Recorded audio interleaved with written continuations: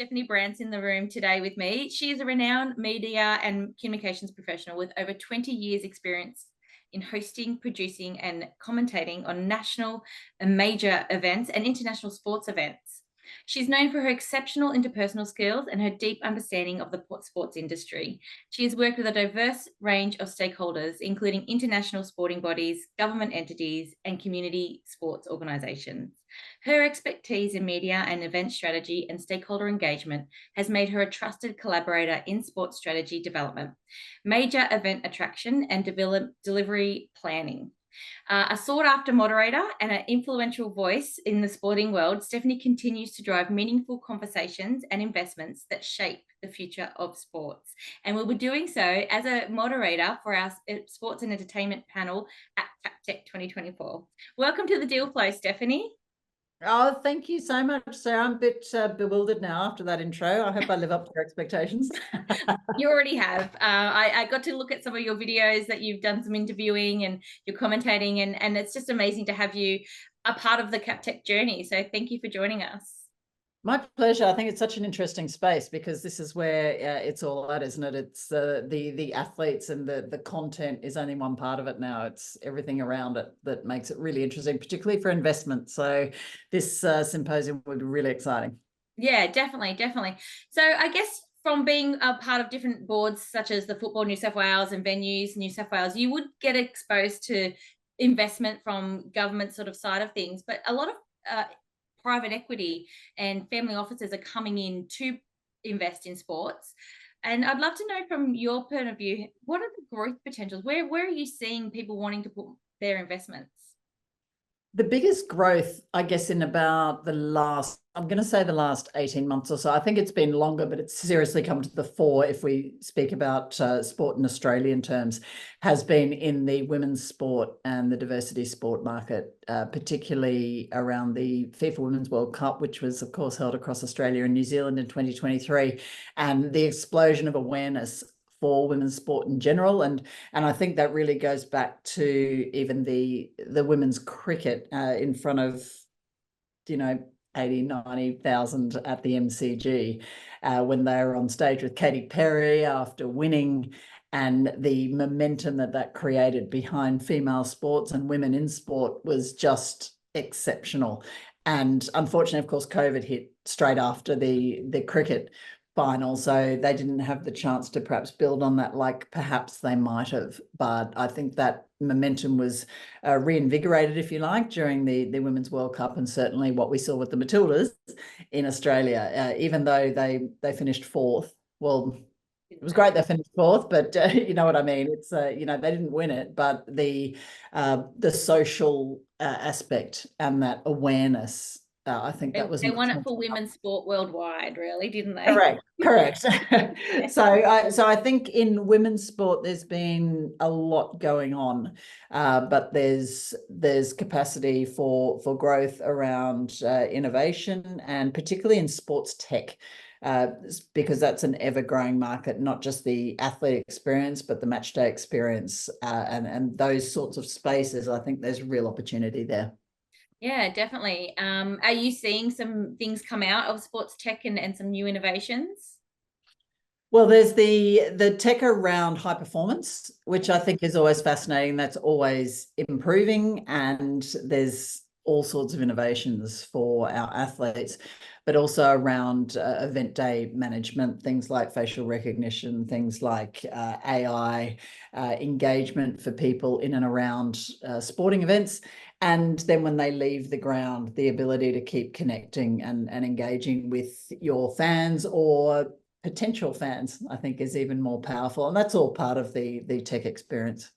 Absolutely. And I guess with Brisbane Olympics coming to Australia in 2032, there's so many opportunities to be a part of that through tech. I've heard rumors about it being the most digitally accessible Olympics ever.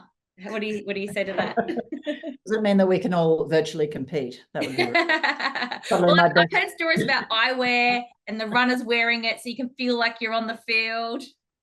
It might be my best chance of getting to an Olympics as an athlete. I think certainly, and that point of view, or that first person experience would be incredible if we could that, say you're running a men's 100 or racing with Madison de Rosario in the wheelchair marathon, or those sorts of experience, just to be able to feel like you are on the track in the chair and competing with them. That would be absolutely incredible. So if that could happen, and I know that we're only talking less than 8 years away now, just under 8 years till the opening ceremony of the Olympic Games in Brisbane 2032. So it feels like a long time, but it's very much not a long time. So those experiences will be great. I expect we'll see leaps and bounds with the ticketing experience and that accessibility of venues, and the way that we F&B, so the food and beverage experience, will be different as well. And I think that those advancements just make that match day, or the event experience, sorry, if you're talking about the Olympics, so much smoother, so much more human friendly. And I think easier it is to be involved in that, the more people you'll have wanting to engage. And when they take it away, of course, you've got all their data. Yeah, yes, data is key. But I love that you've talked about all the different aspects and potentially opportunities for businesses today to either invest in their technology or invest in the way that they're delivering experiences to customers. And, you know, I don't know, hopefully it's just me, but maybe it's not, you know, the food and beverage side of things that you've even, you know, mentioned. And I love that, you know, of course there'll be facial recognition at the door. You know, how can we make things easier? And that's part of it. I think also from a security aspect, that makes it easier as well. And I know that certainly at the venues that I work with, we're already looking at that facial recognition for the security factor, but also that ease of ingress, which makes everything faster. People hate queues, and the more you can do to avoid a queue, whether that's building stadiums that have more female bathroom facilities, more accessible bathroom facilities, all those sorts of things, just alleviate the frustration. I mean that in more ways than one for people standing in a queue. But having been to many sporting events in the UK, and Tottenham Hotspur Stadium is one that particularly springs to mind, because I think that was best in class as far as I was concerned when I went there for F&B. You would walk up and your drink would be there. They had fast pour beverages. They had all those sorts of things ready to go. Then you go to the States and the food and beverage service comes to your seat, which is also something that I've not seen in Australia. If it exists here, I've not experienced it here, but that is a whole new level of engagement with what's happening on the field or the pitch or the court, because you don't leave your seat, you stay. That's you're a captive audience. Yeah, so I think that's another possibility, or a click and collect scenario where you can order it and you can walk up and just take it. All those things get rid of those horrendous lines that sports fans tend to hate, because you can go up at halftime or between events, if you're at an athletic event, and go and get something, but you might have missed everything by the time you get back. Yeah, because it takes so long, and us poor women that have to line up. Although I did go to the stadium in Parramatta when that first opened, and I was very impressed that there was at least 50 bathrooms in there. I thought, oh, there's someone thought of us. Yeah, and Combank's nailed it. It's one of my favourite stadiums in New South Wales, also because the rake of the seats it's very much purpose built for a rectangular sport. I was there on the weekend for some of our football finals, and the engagement, whether there's 500 people or however many thousand, you get that feeling of an intimate engagement, and I think that is what creates an atmosphere that people want to return to. Yeah, definitely. You do feel like you're on the field. It's perfect. And there was not many lines, so I don't know. Maybe they've done something right there, but I love the idea of it being brought to you, and you have to get up and miss anything. I know, we're all getting lazier, aren't we? Well, you know, we've got Uber these days. Why not have Uber at the stadium? Exactly. And so what other technologies are you seeing in your travels? I think there's a lot around sustainability is a key one. I think that's one for the future. We saw challenges with that in Paris, I think, because I don't think that sustainability and high performance are comfortable bedfellows at the moment. So I think there's a future in that, whether it's materials or whether the way we approach those sorts of ideas. So that was the main one I noticed in Paris, because it was such a high point of the Paris Games, and their bid was that sustainability factor. What Brisbane can do around that, I'm intrigued to see, because I thought you were going to give us the answer. yeah, wouldn't that be good? Yeah, I'd be a millionaire. I'd be retired on an island. Yeah. That will be key, I think, to creating a high performance environment for the athletes. One that is also something that doesn't alienate the countries that don't have the wealth of, the Australias, the UKs, the Americas, and those nations who actually have the funding for their athletes. And we're talking, say, our Pacific Island neighbours who perhaps don't have the resources to do the same things for their athletes. And in Paris, it was air conditioning. So, those sorts of things, the smaller countries couldn't afford to foot the bill, whereas Australia could bring in air conditioning for their athletes, even though the underfloor cooling was supposed to create an environment that was comfortable. So the long way around to getting back to something that was sustainable in the beginning turned out not to be cool. Right. in every sense of the word. So I think there's a lot of ideas that they could be cost effective, that could work globally for all athletes. And as far as the actual event itself, I think we've already gone to ticketing that is sustainable and that it's digital. And what I really loved about Paris was they offered a follow-up opportunity with your tickets to keep a digital copy, like the commemorative fact was there. And I thought that was cool, because I'm someone that I know you can't see it behind me. I did see it before. I keep look at my lanyards. Wow, how many years of lanyards is that? Yeah, before you were born. I have 20 years of lanyards. Wow. The rest are in a box beside me. It's terrible. But some people like those tangible memories. And I think offering people that in a digital form where they can keep it or they can print it, those sorts of things, I think that's really important, because people have a connection to events that they've been to. And I think in the sporting world, that is particularly true, whether it's an athlete that they've met, whether it's a tennis racket, a hockey stick, a cricket bat, a football, whatever. Well, that digital autograph. Correct. Yeah. So yeah, NFTs. Yes. Where are they now? Yeah. I love it. And I love your insights to you're actually giving us the insights from behind the scenes that we don't, as people the audience get to see. Yeah, I've actually realized when I'm speaking to you that I haven't been to a sporting event as just a fan for quite some time. So I have to go with my kids to experience what other people experience without accreditation or car parking or sort of, very, very occasionally I will travel in with them just to see what it's like and what I think it's more working out not so much what they love, but what the challenges are, because that's what you want to fix.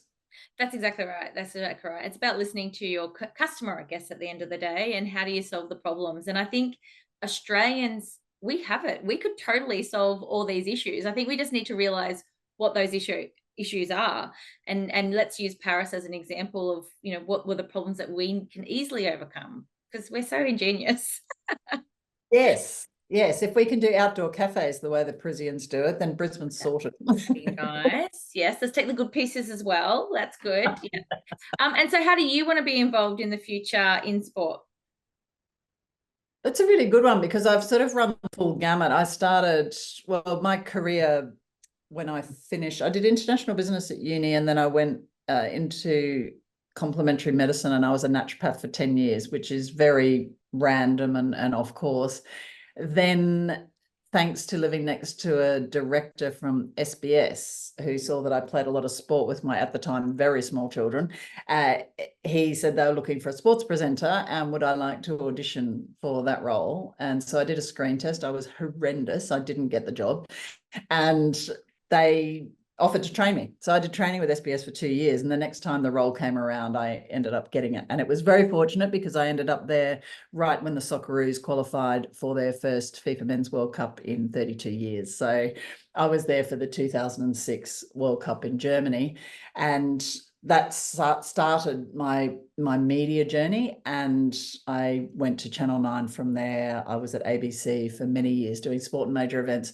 ESPN, who I'm still with in a contractual capacity, Fox Sports, Patrick Delaney will be on my panel. Well, he was my boss for a couple of years while I was freelancing there, and I've had that whole broadcast experience.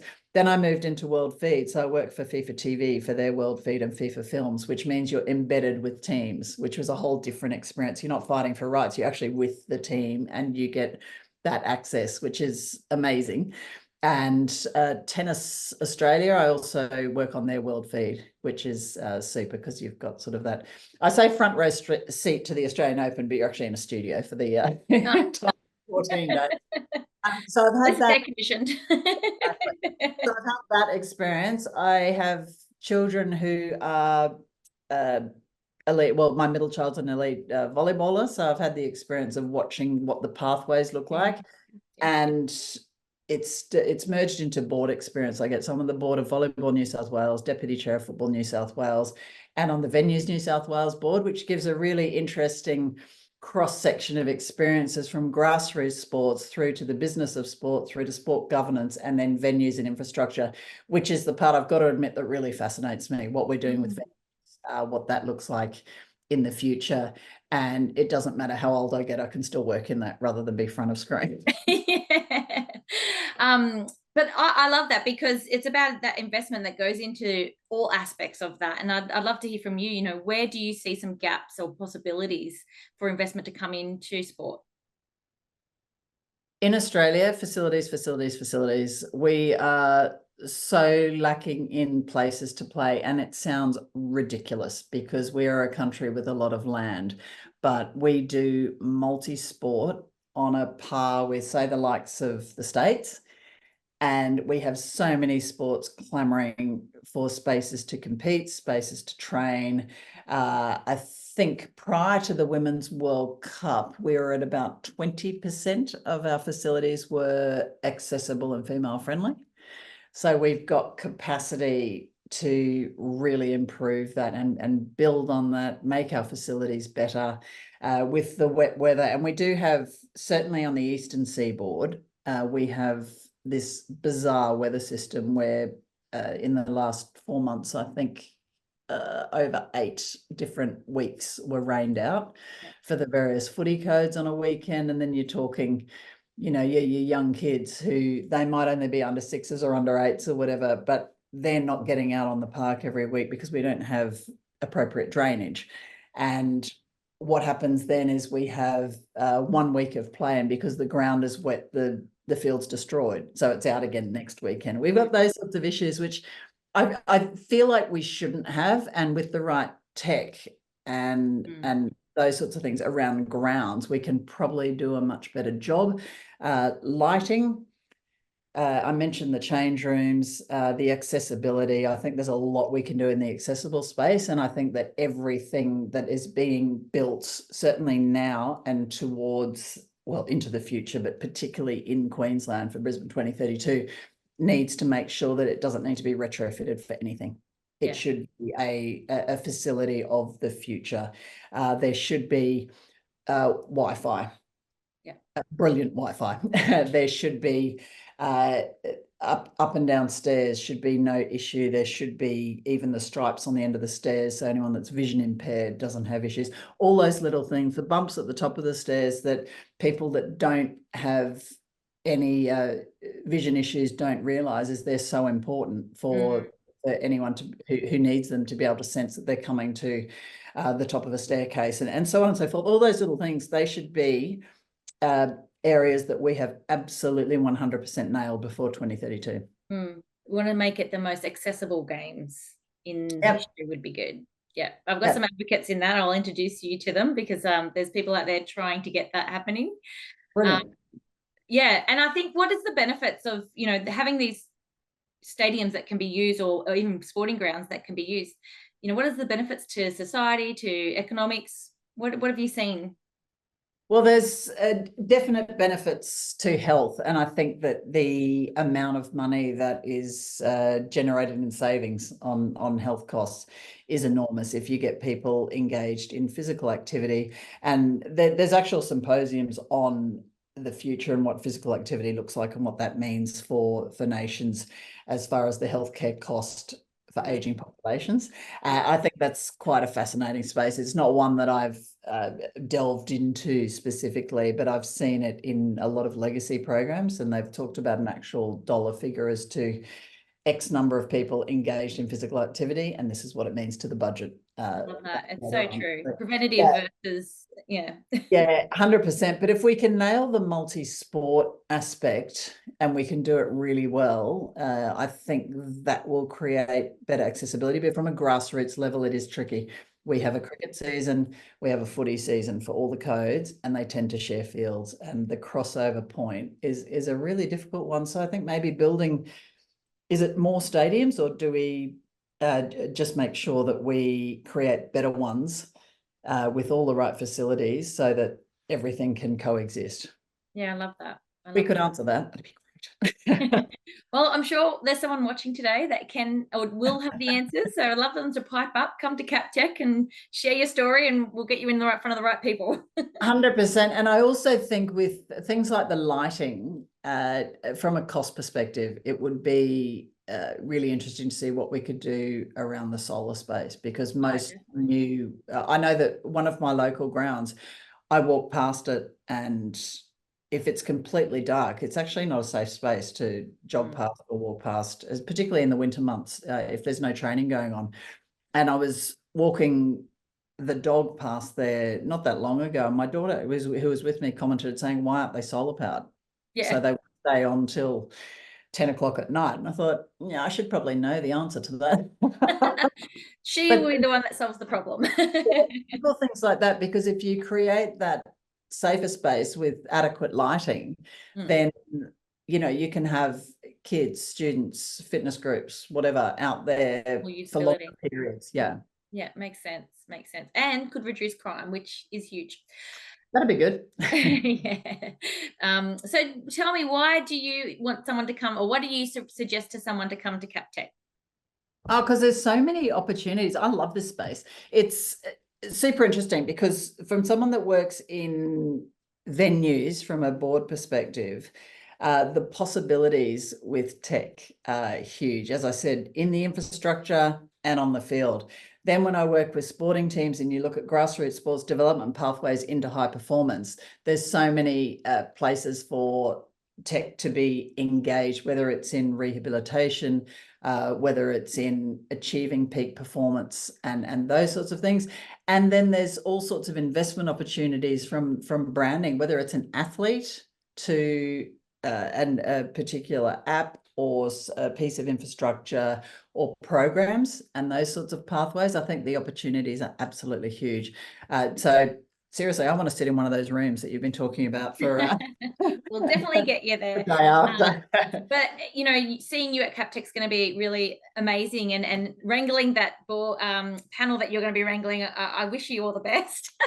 Super fun. Well, I've got to say, Rod McGeoch is like the godfather of sporting events. We all know him as Mr. Sydney 2000, and just hearing his experiences on what makes sport tick and sporting events. And I've been lucky enough to heed his advice for quite a few years now, and it's extraordinary to listen to him. From a Fox Sports perspective, to have Patrick Delaney there, I think that's a fascinating space, because we look at how people consume their sport now. And I started in free-to-air, and of course now everything is a mishmash of whoever wants those rights, which is another place, of course, that tech exists very heavily. I should have mentioned that, being in media. But the streaming capabilities are huge, and sports can actually create their own owned stream for to broadcast their own sport, which I think that's really interesting. How you monetize that and how you make that commercially viable is the challenge, and how you attract viewers. But there's so much scope in that space. And of course, John Knox from cricket, and cricket's just been doing so many things so very, very well for many, many years now. And they I think were one of the trailblazers in the women's sports space, and certainly from a player through to commentary, through to governance. And I think it's been fascinating to watch their journey also internationally, because they've really managed to have that impact in the Gulf region, in the subcontinent, and that's where such a huge number of eyeballs are. So I think listening to their experience and being able to learn from that will be amazing. Maybe I'll just throw one question and I'll let them go for 40 minutes. Yeah, let them fight it out. No, it's going to be an amazing panel. I've heard them all speak, and just the insights that you don't even think about. And even you today have shared some things that, you know, I hadn't really thought about when it comes to an event and a sporting event, and how important it is for that customer experience, and carrying that through the whole journey of the event, not just the high performance, but everything else that goes around that, including sustainability. So really excited. All these topics are going to be discussed at CapTech. So really looking forward to you joining us. I really appreciate you being here. Thank you everyone for coming to watch the deal flow. If you want to get involved, please go to our website, sipbn.com.au, and we look forward to seeing you at CapTech. Yay. Hopefully. Okay, good. I just had to fear that it wasn't recording. No, it says at the top of my screen it's being recorded. Yeah, it changed. It usually it's up this side, but it's up this side this time. So my daughter is in love with volleyball at the moment, and I had this vision of her going to the Olympics. So I'd love to get her to follow your daughter. Tell her that beach is the best way to, oh no, we'll be hosts. She can go to the Olympics.